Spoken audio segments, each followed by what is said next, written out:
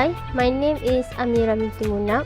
Hi everyone, my name is Yana binti Haris. Hi everybody, my name is Alia Zuhri. Assalamualaikum. My name is Tengku Nur Aisyah. Assalamualaikum and what up? My name is Muhammad Ashraf bin Ibrahim and welcome to the presentation. Hi and Assalamualaikum. My name is Amira binti Munab. I will present about teacher professional development in Malaysia. Teachers are an important workforce for achieving the Malaysian educational aim in enhancing the education quality and developing the human capital of the nation. The need for professional development for teachers in Malaysia was implemented by the Educational Ministry to look into teachers' professional development. These is some of recommendations to teachers' professional development. First, teachers should be encouraged to attend in-service courses and further their education. Second, opportunities should be given for teachers to study, visit overseas, in study current development in education. Third, management courses and induction programs be given to teachers appointed to the new post and new responsibilities. Fourth, staff room should be subject-based. And lastly, teacher-centered should facilitate the professional development of teachers, which is strategic location equipped with the modern technology. This is the type of professional development for teachers in Malaysia. First, the Teacher Education Division. Second, pre-service and in-service courses. Third, Ladab and fourth, benchmarking report or Lawatan Penanda Aras. What is Teacher Education Division? The Teacher Education Division is a department within the Malaysian Ministry of Education which oversees the teachers' training education. Teachers Education Division, together with Institute of Teachers Education and the Public Institute of Higher Education, are given the responsibility to plan and implement teacher training to fulfill the need for teachers in schools nationwide. The Teachers Education Division carry out its various operations with the help of the Planning and Policy Unit, which plans and determines the direction of teachers' education. The Teachers Education Division also plans and coordinates ongoing staff development programs, both at the ministry and college level, both locally and overseas, to enhance the quality of its training. They have three objectives of Teacher Education Division.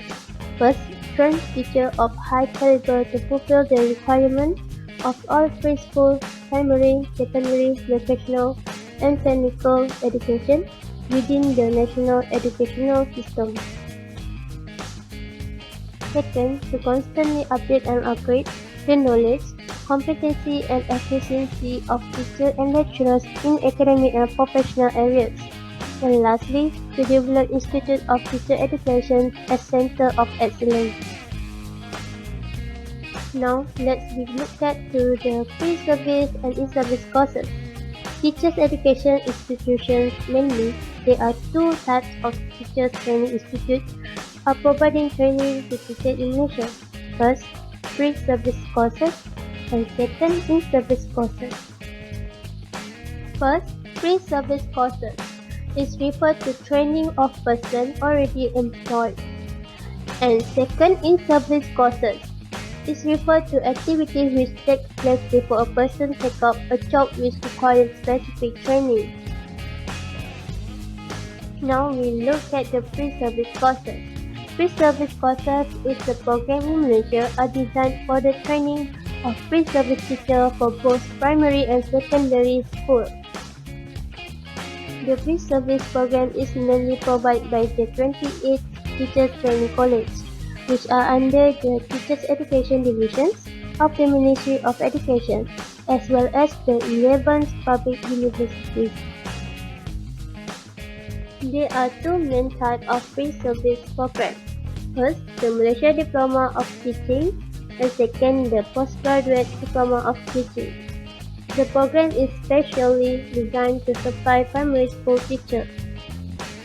Its curriculum operates on 5 basic principles, namely to be outcome-based, coherent, spiral, and developmental, holistic, as well as practical and contextual. This is the aim of pre-service courses. These courses are programmed to achieve specific learning outcomes as required by the Malaysia Qualifying Framework in accordance with the 21st century skills. Students have to take a compulsory course in technology in teaching and learning and additional subject of computer-aided instruction, which in return enable them to be proficient in preparation and organization of ICT material for teaching. Now, let's discuss about in-service courses. These courses or programs is designed to provide in-service training for serving teacher trainers as well as primary and secondary school teachers. It is to upgrade their professional skill and competence academically and professionally in their respective fields.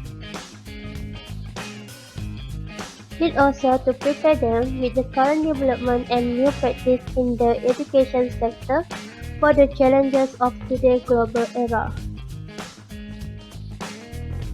This is a few of courses offered. First, the continuous professional development for teachers at the Institute of Teacher Training.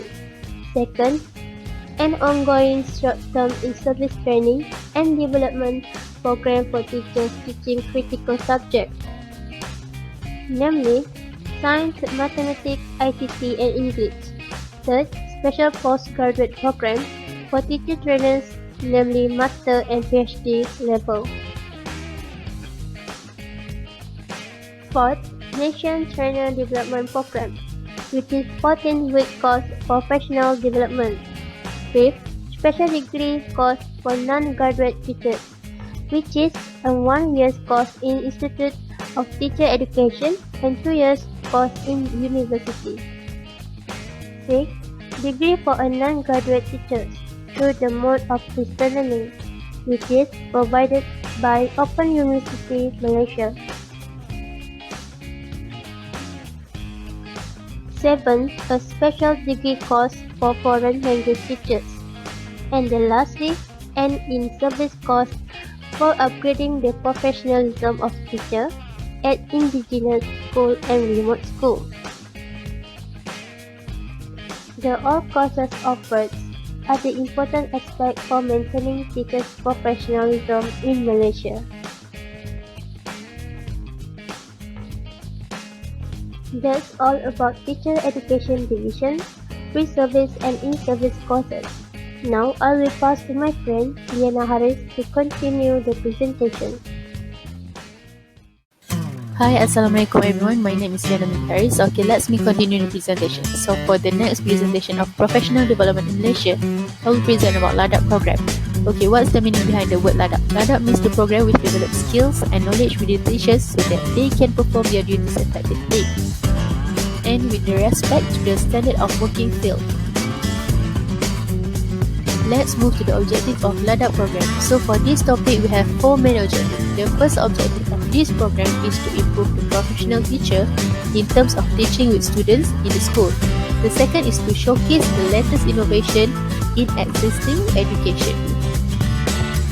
The third is to show the values and practice of professionalism of being a teacher. And the last objective is to improve knowledge and skills of teacher professionalism on a continuous basis.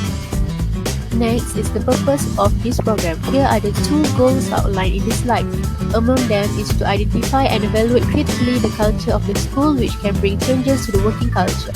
The second one is to provide teachers with ample opportunity to learn new concepts, methods and approaches through professional development. Last one is to change the procedure, approach and practice teacher teach the way students learn and will also help to create an excellent school culture in schools.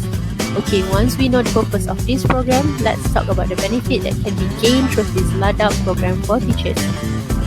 Okay, here are the 5 benefits mentioned in the implementation of this program in school. the benefit that teacher can gain are: first one is knowledge, skills, improvement in instruction, work culture and performance of students. Okay, next we move to the importance of LADAP program. Is to, number one is enable teacher to acquire new understanding and instructional skills to develop their effectiveness in the classroom. The second one is this LADAP program places teacher at the center of any improvement effort. The third one is help to change the procedure, approaches and practice teacher teach the way student learn. The last one of the importance of LADAP program is to give a positive effect on teacher in increasing knowledge, communication with their involvement in planning school activities. Next, we move to the other program, which is Professional Learning Community, or in other words, we call it as PLC. The PLC program is a new approach in the effort of leading school administrator and teaching to bring about a change in PDPC with the goal of increasing school performance and achievement. The PLC refer to educators who are committed and work collaboratively and consistently in their research or action research to achieve better student performance. The cooperation and dedication of every teacher to create a culture of learning through the implementation of this PLC, which will produce good results and realize the quality of excellent teacher professionalism. Okay, as we know, this program also have their main objective to achieve it. Among the objectives listed in the program are: first one is improve the quality and practice of teacher learning and teaching.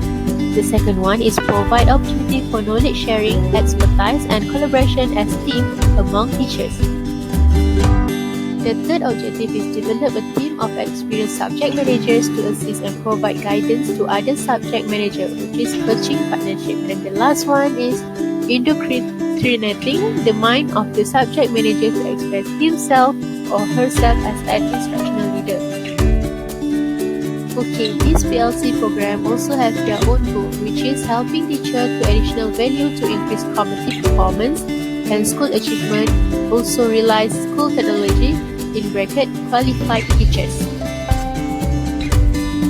Okay, let's move to ways to increase leadership in the professional learning community. There are 4 ways that are shared a vision, mission and values. The second one is to build a trust among the teacher. The third one is to develop communication skills that involve collaboration and commitment. And lastly is about to plan and preparing for changes. In conclusion, PLC is an approach to implementing unique PDPC in the classroom to develop and improve the teaching of teacher in school. Commitment of committed and collaborative teacher to continuous collaboration and inquiry, also action research has strengthened PDPC creativity. It is to create educational delivery to enhance student achievement in effective PLC approach to curriculum selection strategies such as teaching alongside teachers, demonstration in teaching, peer support system, and collaborative smart sharing between various parties have strengthened the PLC effort in schools. Okay, that's all from me from this presentation, and thank you everyone for listening. Assalamualaikum and good morning everybody. My name is Aliana Zuhri. Today I will continue my group presentation. Let's continue. In my presentation, I will discuss about the professional development issue among teachers. There are 4 main issues in this topic. Let's discuss one by one. First, lack of commitment, interest and opportunity. Second, most teachers or educators come by chance and not by choice in this profession. Third, lack of modern technique or strategies such as ICT. Lastly, lack of knowledge from time to time. Let's tackle this issue one by one. Lack of commitment, interest and opportunity. First, teachers suffer burnout. Lack of teacher commitment in school is based on the report finding that teachers suffer from fatigue. This is because past studies have found a negative relationship between burnout and commitment. By Winnie Eski and Gargillo 1997, This suggests that when teachers are tired, their commitment to their profession will be greatly affected. According to Levinson 1996, when teachers fail to make successful effort to overcome fatigue, they must endure chronic fatigue and depression. Finally, the main response to frequent and intense burnout period. Second, teacher face job dissatisfaction. Some surveys conducted on local school teachers. They suggest that these teachers are dealing with the job dissatisfaction, which includes student behavior problems, workload, non-teaching styles, confrontation with parents, administrative work, professional development. Recognition, collaborative decision-making, salaries, organizational climate, and the environment of workplace, all of these factors reduce the job satisfaction. The researcher found that job dissatisfaction is a very commitment of teachers. Most teachers or educators come by chance and not by choice in this profession. Some teachers now venture into the profession only for the sake of their parents. Most teachers say that they learn in the profession rather than actively choosing it. And if given a second chance, they will definitely choose a different profession. Because of social prestige is the dominant factor contributing to the change of profession, as some respondents say. Have you ever wondered why teaching has lost its appeal? I think maybe this profession started to lose its performance on the day because it did make a lot of profit and other factors. Lack of modern technique or strategies such as ICT. Technical problems are found to be a major obstacle for teachers. For example, school with limited technical support without good technical support in the classroom and overall school resource. It will make barriers to teaching and ICT. These technical barriers include waiting for a website to open, failure to connect to the internet, printing, and others. Additionally, teachers cannot be expected to overcome these technical barriers and prevent them from using ICT. These technical barriers may not encourage them to use ICT in their teaching because they fear that equipment may be damaged during lessons. And last one, lack of teacher knowledge from time to time. Overall, based on the findings suggest that the lack of knowledge of teacher may limit the impact of other educational input, such as using textbook effectively. It will also give impact on student acceptance on sociology, education, or other academic disciplines, as they explain their value education practice. Therefore, teachers actually seem to lack professional knowledge in the strict sense of this skill, in other words, knowledge. In conclusion, the important role played by teachers in meeting the demands of labor as well as economic development should not be underestimated. Steps or solutions should be taken to develop and maintain a committed workforce. Furthermore, increasing commitment is considered very important as it can produce more good work. Hi, my name is Aisha.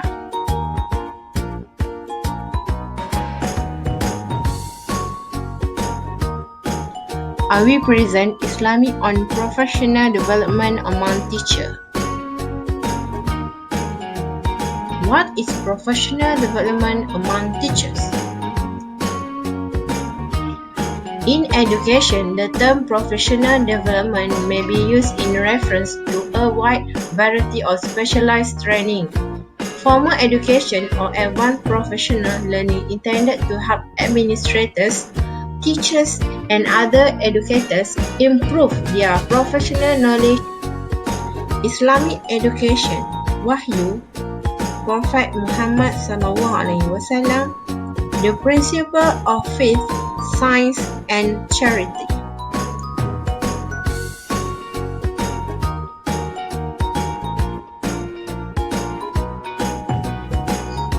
Teacher professional development in Malaysia. Teachers' professional development was recognized as a means to enhance the teaching profession. Firstly, the Teacher Education Division (TED), in order to support its aspiration for the achievement of its national target to become a developed country, the TED has taken up the task to develop its teachers. Pre-service courses, improving the teacher service scheme in terms of remuneration and promotional opportunities. However, the initial preparation of teachers still remains critically important in the teacher development process.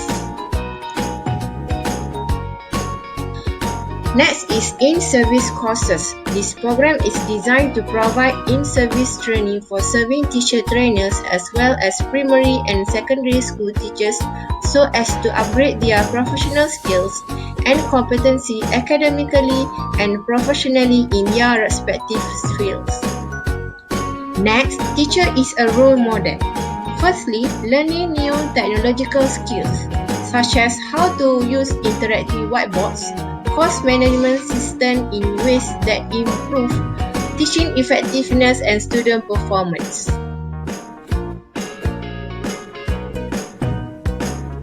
Secondly, working with colleagues, such as in professional learning communities, to develop teaching skills collaboratively or create new interdisciplinary courses that are taught by teams of 2 or more teachers. Last but not least, teaching techniques. Improving fundamental teaching techniques, such as how to manage classroom effectively or frame questions in ways to elicit deeper thinking and more substantive answers from students. Education, one of the highest priority in Malaysia. Government invests a large proportion on education in terms of both its infrastructure and provision and the investment in human resources development.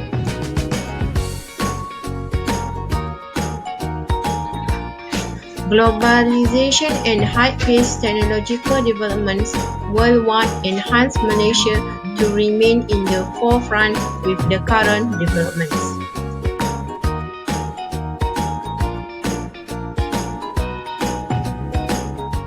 Assalamualaikum warahmatullahi wabarakatuh and greetings.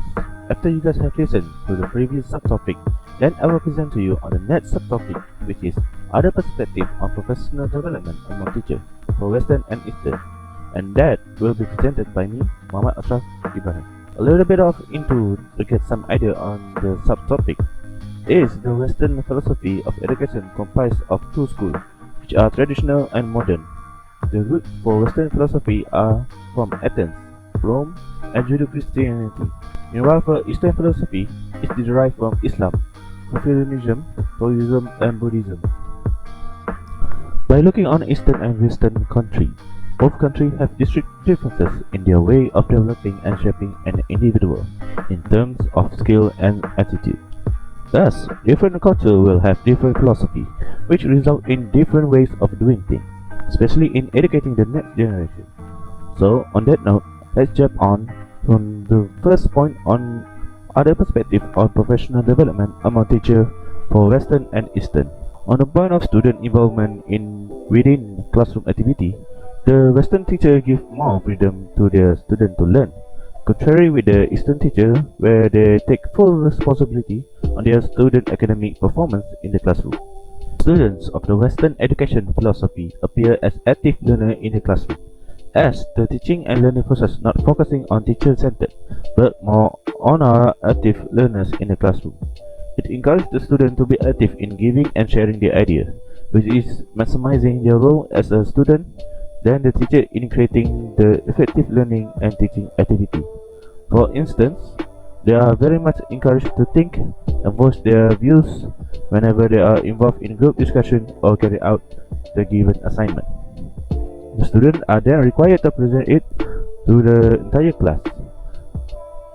This enables them to participate not only during class time, but also to help them to be actively involved in the learning process even out of the classroom. Apart from that, the student also has been given an opportunity to express their ability and talent by analyzing and solve problems on their own. This is through the effort by the teacher in assigning them beforehand to do research on their own regarding certain topics that will be discussed in the following lesson. By doing this, every student is given a chance to learn to search for relevant information. On the other hand, the teaching and learning process through Eastern education philosophy stresses on the major outcome from the teacher. It means that teachers are fully responsible on the class effectiveness by preparing and planning all the activities for their students. For instance, the students are not trained or required to do anything, but every materials are given by the teacher. Usually, they are not required to carry out any research on the topic that are going to be discussed in that lesson, but only responsible to receive input from their teacher. Besides, students are not trained or encouraged to voice out their own views and perspectives. In certain cases, students are not allowed to even respond to the question posed by the teacher, as the questions are in a way meant only for teachers to answer rhetorical questions. Next point are the ways of teaching process, in which teachers of the Western education do play a role in guiding students to discover and develop their abilities and potential, while Eastern teachers need to be very hardworking in delivering ideas, teaching and maintaining good relationship with their children. From the view of Western education philosophy, the roles of students are recognized by giving them the rights and respect within the teaching and learning process itself. They have the freedom and rights to take charge of their own learning, as they are given the opportunity and freedom to manage their own learning process. Therefore, the teacher plays their role as a facilitator than the knowledge producer to the student. Teachers are responsible to help and guide the student in their learning process rather than teaching them what to do. In this way, students are given the opportunity to take control of their own learning process.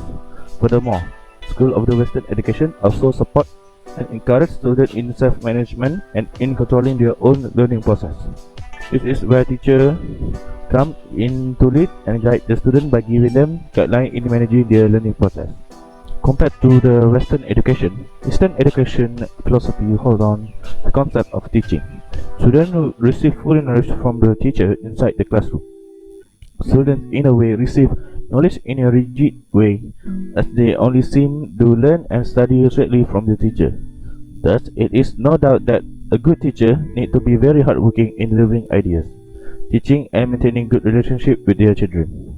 The next point is the expression of learning process, where the Western teacher forming students to becoming a cultural nation, while the Eastern teacher had to be hardworking person so that students can gain knowledge from them.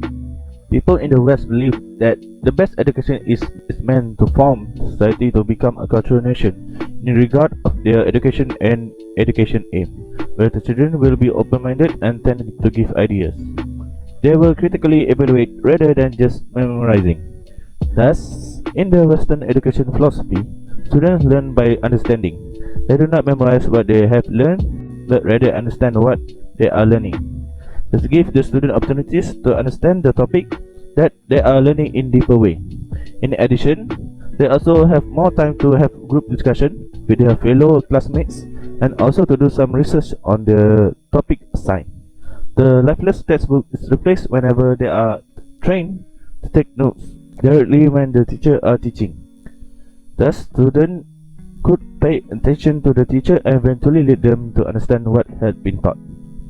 Nevertheless, in Eastern education, the student practice the concept of memorizing, as this philosophy focuses mainly on book learning and memorization within the teaching and learning process. The system of education is exam-oriented, and teachers have to rush through the textbook to prepare students to sit for the test. As a result, students tend to memorize the fact in the textbook rather than understanding it due to time constraint. In addition, the Eastern community has the concept that scores and certificates represent the ability. Thus, it will create a healthy competition among the students and great effort that have been made by them as they are struggle to understand and gain knowledge in order to obtain good score in their examination. For the next point is the capability of students for both philosophies, where Western educators encourage individualism and creativity towards the practitioner, while Eastern educators use philosophy emphasize on conformity and originality, in which teacher has to be a very good example. Since students are given freedom to express their creativity, they are not afraid to be different or make mistakes, as the Western education look at the student mistake positively and the way to learn. Differently from Western education, Eastern students have ton of school rules to follow, and such rules' main aim is to produce perfect students. Eastern education still prefer the absorption of good manners and moral support to the children in order to make the children to get used to any rules, especially in school. And it is a teacher's responsibility to show their example on this. As for the final point are the encouragement for students. where Western education philosophy believes that providing complement to students is important in encouraging them to excel in education. While Eastern education philosophy is stricter, a student will be criticized whenever they fail to achieve the expected result in their examination. Compliments are especially given when students score well in their examination. However, even when the students do not do so well in their studies, compliment will also be given to them as an encouragement for them to work even harder in the future. The Western education believes that by providing such encouragement to the student, they will not give up easily and will continue to put extra effort in their education. While criticizing is given to the student because the Eastern education believes that criticizing serves as a motivator to the student to work hard and avoid students from being arrogant and lazy. In conclusion, both countries develop a balanced self-development for educators, where each act from the educator will be affecting the student. But most importantly, the student will be a good person if the teacher have nice professional development.